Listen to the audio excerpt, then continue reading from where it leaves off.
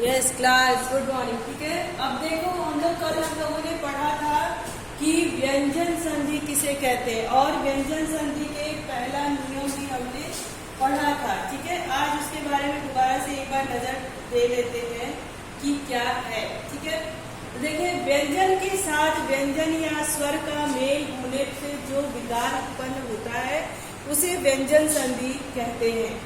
व्यंजन संधि के प्रमुख नियम है, यदि स्पर्श व्यंजनों की, कल हमने बताया था कि जो स्पर्श व्यंजन जो होते हैं उसका पहला वर्ग है ना, तो यदि स्पर्श व्यंजनों के प्रथम अक्षर अर्थात क, च, ट, त के आगे कोई स्वर अथवा किसी वर्ग का तीसरा या चौथा वर्ण आता है। देखिए, यदि कोई स्वर कह रहा है कि वर्ग का पहला अक्षर चाहे क हो, च हो, ट हो, त हो के बाद स्वर का कोई अक्षर के आगे कोई स्वर अथवा किसी वर्ग का यानी व्यंजन का भी तीसरा या चौथा वर्ण य, र, ल, व आए तो क, च, ट, त, प के स्थान पर उसी वर्ग का तीसरा अक्षर अर्थात क के स्थान पर ग, च के स्थान पर ज, ट के स्थान पर ड़, अंग, त के स्थान पर द,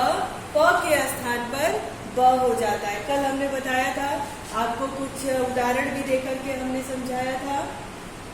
तो उसमें आपको बस एक चीज ध्यान रखना है पहले नियम में कि वर्ग का पहला अक्षर चाहे वो क हो, च हो, ट हो, त हो, है ना, जो भी हो, या प हो, उसके बाद यदि स्वर का कोई अक्षर आए या व्यंजन का य, र, ल, व यानी उसके तीसरे या चौथा कोई वर्ण आए तो वो क का जो पहला वर्ग है, वर्ग का पहला अक्षर है, उसके तीसरे वर्ण में परिवर्तित हो जाता है। ठीक है, कल हमने आपको ढेर सारा उदाहरण दे करके समझाया था। अब जैसे यहाँ पे देख लीजिए आपका दिक धन अंबर, अब क व्यंजन आया है, वर्ग का पहला वर्ण आया है और उसके बाद क्या आया है, स्वर आया है और क अपने तीसरे स्थान पर पहुंच गया है। वाक्य धनीस, वर्ग का पहला अक्षर और उसके बाद क्या आया है, स्वर आया है, ई आया है, यानी वो क्या हो गया, क जो है वो ग में बदल गया और वहां पे वागीस हो गया। अच धन अंत, च वर्ग का पहला अक्षर च, अब च का तीसरा, च का जो च वर्ग है उसका तीसरा अक्षर ज होता है और च के बाद अ आया है, अ स्वर आया है और च अपने तीसरे वर्ण में बदल गया है। तो अच धन अंत यानी अजंत, षट धन आनंद, षडानंद, सत, त और आ, अब त का तीसरा वर्ण होता है द, इसलिए ये कहाँ बदल गया, सदाचार। सुप, अब प का तीसरा वर्ण क्या होता है, व होता है, तो सुप धन संत।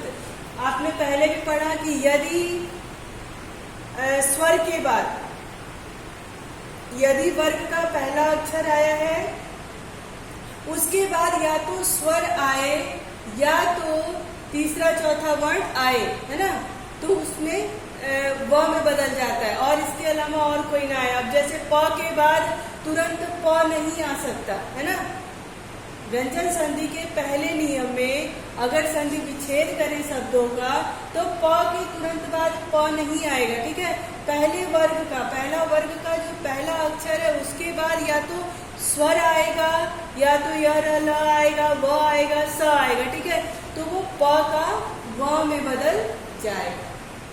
अब देखिए उद्धन घाटन, हाँ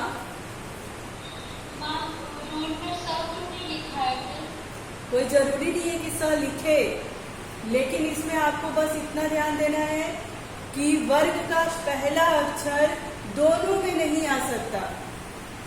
शब्द का जब आप संधि विच्छेद करेंगे तो यहाँ पर भी प यानी वर्ग का ये जो पहला अक्षर प है तो यहाँ पे भी प और यहाँ पे भी प, ऐसा नहीं होगा। ठीक है, दोनों एक साथ इसमें नहीं आएंगे पहले नियम के अनुसार, दोनों एक साथ नहीं आएगा, या तो यहाँ पे कोई स्वर आए या तो इसके अलावा तीसरे के बाद जो भी वर्ण है हमारा व्यंजन का वो आया समझ में, तब वो उसमें बदल जाएगा। उद्घन घाटन, अब त तीसरे वर्ण में बदलेगा तो द हो जाएगा, तो क्या हो गया उद्घाटन। तत्धन रूप, तत्धन रूप, अब ये क्या हो गया तद्रूप। अब हम जानेंगे दूसरा नियम। कल हम लोगों ने पहला नियम अच्छे से जाना था, आज हम दूसरे नियम पे चर्चा करेंगे। देखिए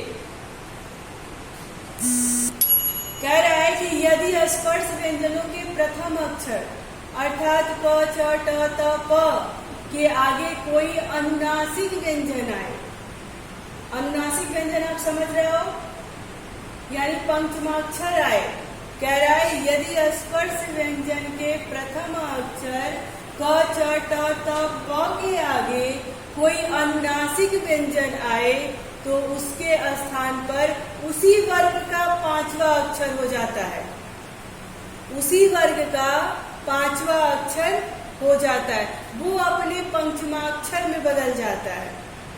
अब जैसे यहाँ पे देखिए दिया है वाक धन मय, अब मय क्या है मैं माँ माँ, ये क्या है माँ का जब उच्चारण करते हो तो ये अनुनासिक व्यंजन है, ठीक। तो कह रहा है कि वाक की जगह मतलब वर्ग के पहले अक्षर के जगह पे के बाद यदि कोई अनुनासिक का व्यंजन आए तो क अपने पांचवें अक्षर में बदल जाएगा, यानी क वर्ग का पांचवा अक्षर क्या है अंग, क ख ग घ अंग, तो वो किस में बदल जाएगा अपने पंचमाक्षर में बदल जाएगा।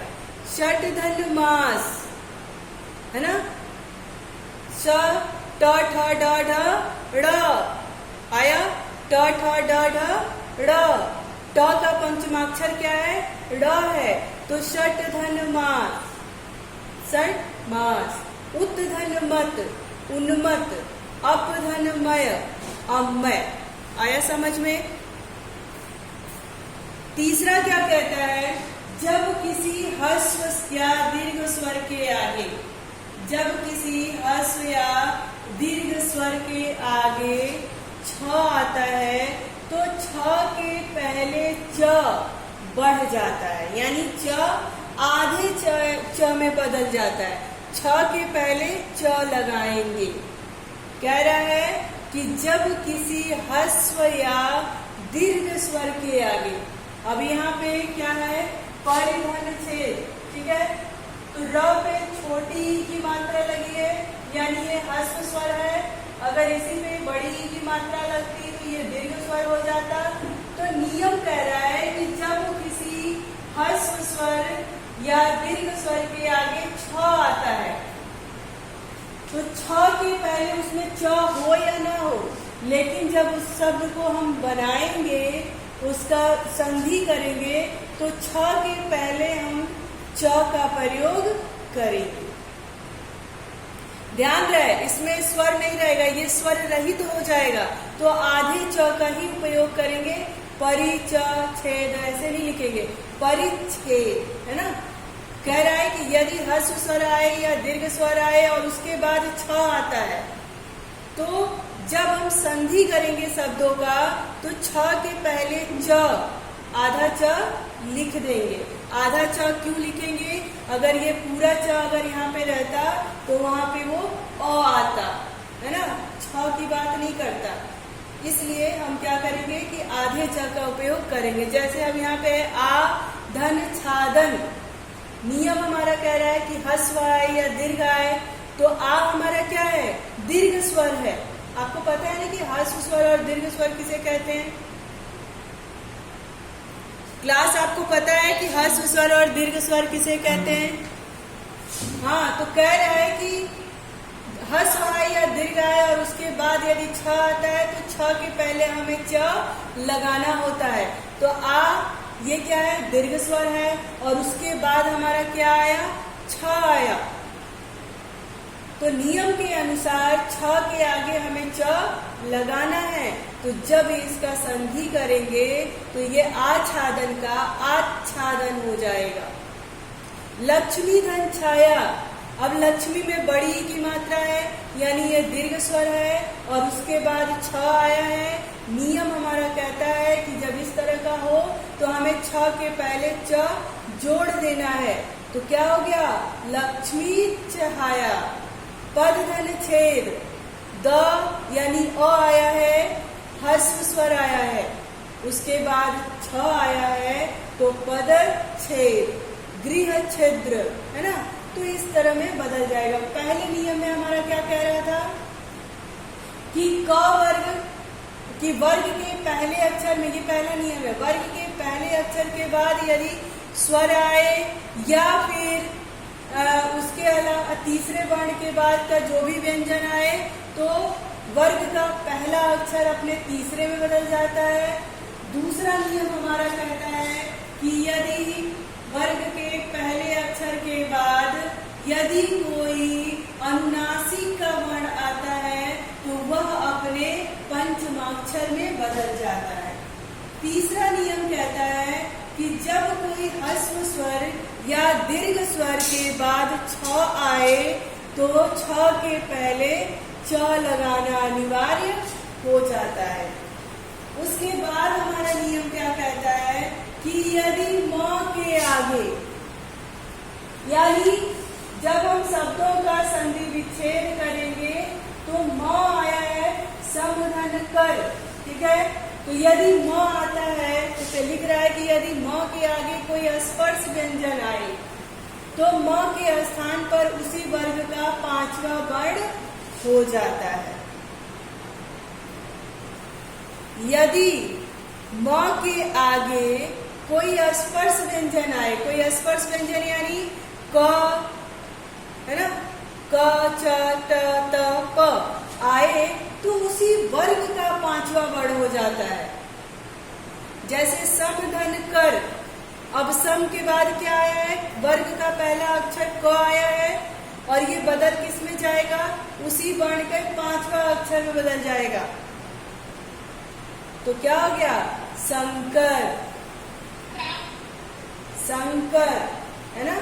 अब समधन चय, हाँ, जैसे का वर्ग का पांचवा वर्ण आऊंगा तो उसी में बदल गया, है ना।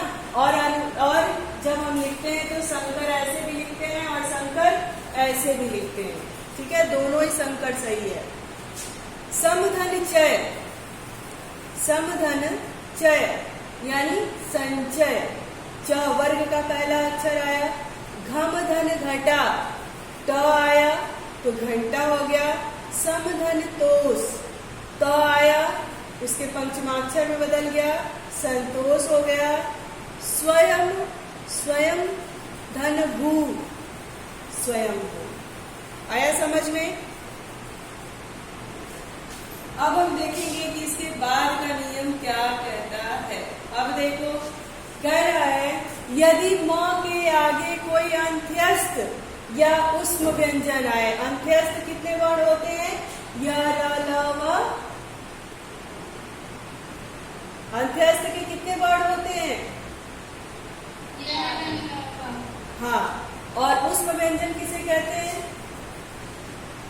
जिसका उच्चारण करते समय वायु थोड़ा घर्षण करके आए उसे हम उष्म व्यंजन कहते हैं। तो अंत्यस्थ व्यंजन के भी 4 वर्ण होते हैं और उष्म व्यंजन के भी 4 वर्ण होते हैं, ठीक है। तो कह रहा है कि यदि म के आगे कोई अंत्यस्थ या उष्म व्यंजन, ठीक है, यदि कोई शब्द आए और उसके बाद या तो य र ल व आए या तो श श स ह आए तो म अनुस्वार में बदल जाता है। और समझ में कह रहा है यदि म के आगे यानी समधन सार, समधन सार, तो ये म है और इसके आगे स स्पर्श कौन सा व्यंजन आया, उष्म व्यंजन आया है। तो ये म क्या है, किसमें बदल जाएगा, अनुस्वार में बदल जाएगा। देखिए यहाँ पे समधन सार यानी संसार। समधन योग, य आया है, अंत्यस्थ वर्ण आया है तो म क्या हुआ, अनुस्वार में बदल गया। संयोग, स्वयं, धनवर। म के आगे क्या आया है, कौन सा वर्ण आया है, ये अंत्यस्थ वर्ण आया है। तो ये क्या हो गया, अनुस्वार में बदल गया, स्वयंवर हो गया। समधन रक्षा, ये भी अंत्यस्थ वर्ण, म के आगे अंत्यस्थ वर्ण का उपयोग हुआ है, तो समधन रक्षा यानी संरक्षा। उसके आगे का नियम क्या कहता है, देखिए ध्यान दीजिएगा, व्यंजन संधि में नियम सबसे महत्वपूर्ण होता है, इसलिए इन नियमों को बिल्कुल कंठस्थ रखेंगे, तब जाके आप समझ पाएंगे। देखिए अब अगला नियम क्या कहता है, यदि त और द के आगे, यदि त और द के आगे ज या झ आए तो ज झ किस में बदल जाता है, ज में बदल जाता है। कह रहा है यदि त वर्ण हो या द वर्ण हो, उसके आगे ज आए चाहे झ आए, दोनों में से कोई आए, परंतु किस में बदल जाएगा, झ में बदल जाएगा, ज में बदल जाएगा। चाहे ज आए चाहे झ आए, तो ज झ ज में बदल जाएगा। ज आए तो भी ज में बदल जाएगा और झ आए तो भी ज में बदल जाएगा। जैसे देखिए उद्धन ज्वल, उद्धन ज्वल यानी त वर्ण आया और त के बाद क्या आया, ज आया, और वो ज आया तो भी ज में बदल गया। विपद धन जाल, विपद द के बाद ज आया है, फिर भी वो बदल गया, विपजाल। सत धन जन, ज आया है, फिर भी वो किस में बदल गया, ज में बदल गया। सत धन यानी सज्जन, सत धन जात सज्जात। ध्यान दीजिएगा, त या द के आगे ज आए चाहे झ आए, किसी भी हाल में वो ज में ही बदलेगा। अगला नियम क्या कहता है, यदि त द के आगे स, देखिए यदि त और द के आगे श आए तो, त द के आगे श आए तो त द का च बदल जाता है। यदि वर्ण में चाहे त आए चाहे द आए, तो त और द किसमें बदलता है, च में बदलता है, और स का क्या हो जाता है, छ हो जाता है। यदि त द के आगे ह आए तो त का द, ह का ध हो जाता है। ठीक है, अब देखिए यहाँ पे क्या आ रहा है, कह रहा है सत धन चित। हमने पढ़ा त द के आगे स आए तो त का द और द का च हो जाता है और स का छ हो जाता है। तो यहाँ पे क्या है, सत धन चित। ठीक है, तो स किसमें बदल गया, च किसमें बदल गया, च में बदल गया, यानी सतचित। अब देखिए तत् धन शरीर, हमने पढ़ा था कि त के आगे यदि श आता है तो स किसमें बदलता है, छ में बदलता है। और ये भी हमने पढ़ा था कि यदि किसी वर्ण में छ आता है तो उसके आगे हम च, आधा च लगाते हैं, है ना, इसके पहले वाले नियम में। तो सत धन शरीर यानी तत् शरीर। उद्धन हार, हमने अभी नियम में पढ़ा त का द और ह का ध हो जाता है, तो त का द हुआ और ये ह है, तो यहाँ पे क्या हो गया, ध हो गया। तो उद्धन हार यानी उद्धार, तत् धन हित।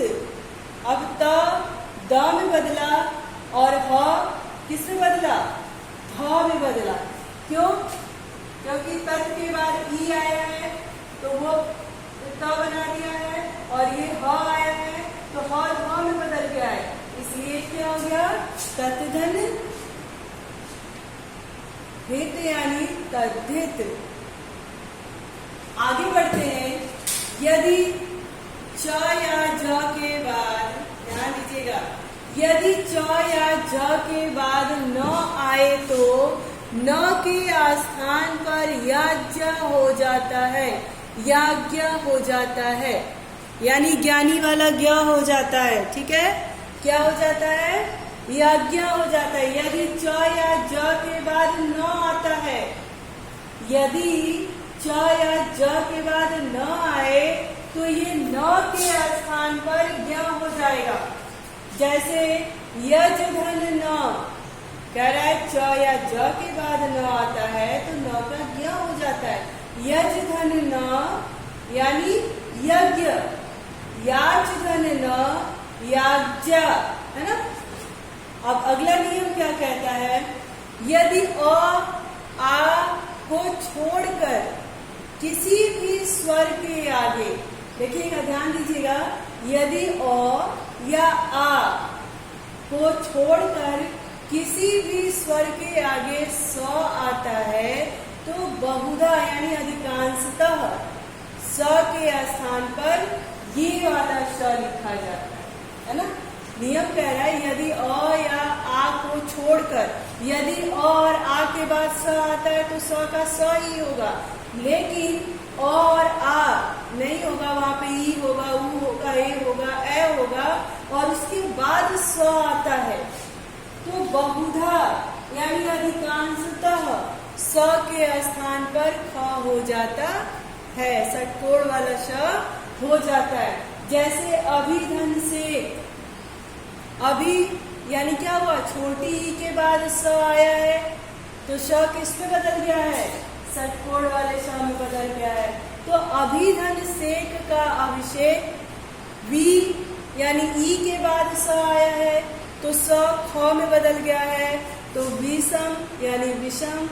निधन सेध, निधन सेध निषेध, सुधन सुक्त सुसुप्त। क्लास यहाँ तक आप लोगों को समझ में